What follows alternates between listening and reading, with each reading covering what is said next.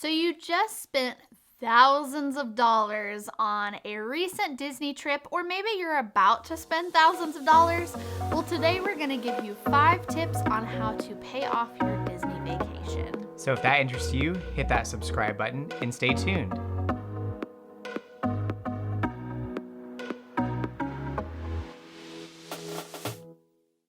Hey guys, it's Kayla. And I'm Mark Allen. And this is Hemphilly Ever After. Here we are all about doing Disney debt-free. And we are continuing our debt-free Disney series, so we will be sure to link that playlist up above. Today we are giving you our top 5 tips on how to pay off your Disney World vacation. So let's jump right on in. Now, just a little bit of a preface. These tips can apply to any sort of debt and not just a Disney vacation. All right, number 1, and probably the biggest tip, sell some stuff. You would be surprised the things that people will buy. We have mentioned this before on this channel, but I mean, really, like, you can sell all kinds of things. We really recommend Facebook Marketplace, but all those different avenue streams are a really great way, A, to get rid of junk, but also you can make some good cash that you can use to pay off your debt. So just to give you guys kind of a good list of different places that you can use to sell some stuff. Number 1, like I said, is Facebook Marketplace. Lots of people sell stuff on there and lots of people are shopping on there. It's really easy because you can sell to people who are local. It's very easy to kind of pick up and send off your stuff. But along with that too, you can also join a lot of buy, sell, trade groups on Facebook for different categories, I guess you could say. If you have home decor, I know there's Facebook groups for that. If you have wedding stuff, I know there's tons of buy, sell, trade groups for that too. But that's another really great way that you can connect with people who are hopefully looking specifically for what you're selling. But that's also definitely a great tool. Some of the other ones that I really like, Poshmark is perfect for clothes. Clothes can be a little bit hard because there's some places, like kind of consignment shop places that will do clothes, but that can be a little bit hard to actually get money. So Poshmark is really great because you can set your own prices for things and you have a little bit more control over the things that you sell. Now, for those more expensive items that you maybe don't want to sell on Facebook Marketplace, such as like collectibles, memorabilia, things like that, you might want to consider Craigslist or eBay, especially more on the eBay side of things, because obviously you can ship those and really make sure that you're getting the good price that those items will deserve. And of course, the last thing is have a garage sale. I mean, it's definitely a little bit of work, but it's a great way to get rid of lots of stuff all at one time. And then whatever you don't sell, you can always just haul that off to good old Goodwill or wherever you like to donate your items. Number 2 is to actually increase your income. And a little preface here, we do understand that this is far from the easiest thing to do. And some ideas to actually increase your income is to pick up extra shifts at work or to even work some overtime, whatever that might look like for your situation. Now, you may not be able to get some extra work at your current job, so you can always look into getting a second part-time job, whether that be waiting tables or just working at a retail location or anything like that you can pick up a few extra hours. Or even if you want to get really creative, you can start a side hustle. That's a really great way to kind of do something that you enjoy doing, but making some money doing that as well. Now, you need to be careful and make sure that if you do have a side hustle and you're really trying to make money with that you are doing it in a profitable way and that you're not spending too much time or money creating the thing or getting the thing ready to sell and then not actually making a very good profit. So that is something to be a little bit cautious of. All right, and number 3, make some sacrifices. This is a hard one, guys, but it can really pay off.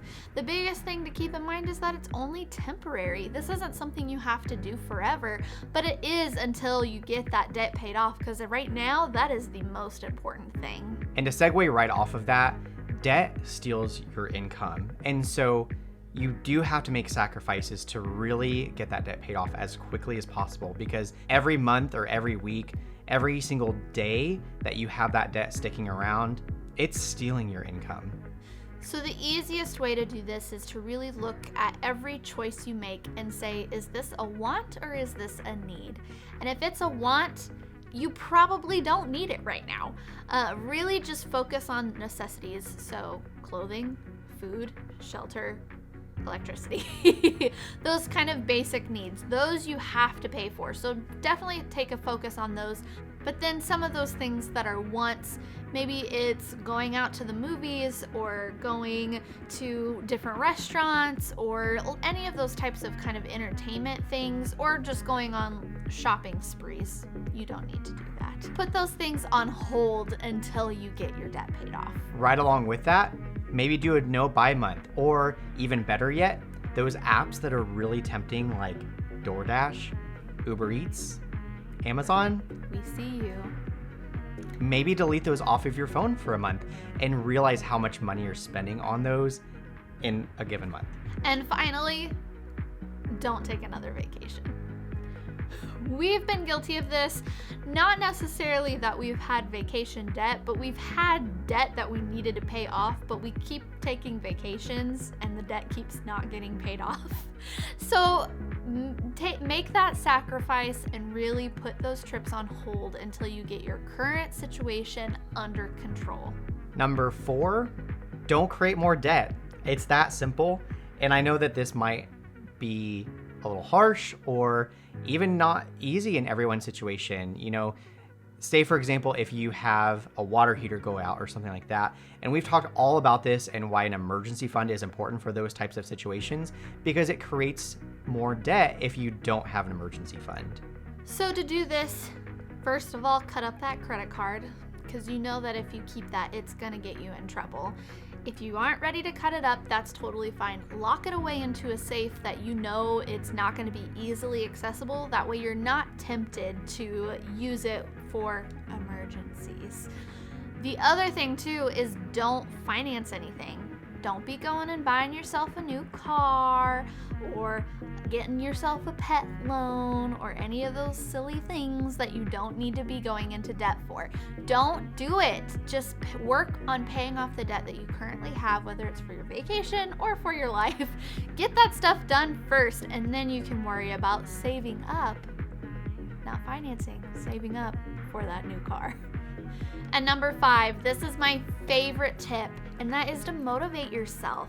You need to get something visual in front of you every single day that is a reminder of what you're doing and why you're doing it. We have a poster that we have kind of hung up in our office it's Why Not You is what it says, and it has all of our dreams and goals and things like that, and the very first one is pay off debt. And we look at that every single day, and it's a really great reminder to be like, okay, this is what we're working for so that we can achieve these other goals. So make something for yourself, whether it be a chart that you color in as you pay things off, and then when you get to the top you have like a reward or something like that, or just simply putting words around your house that say, hey, this is what I'm doing, this is where I need to be focused on.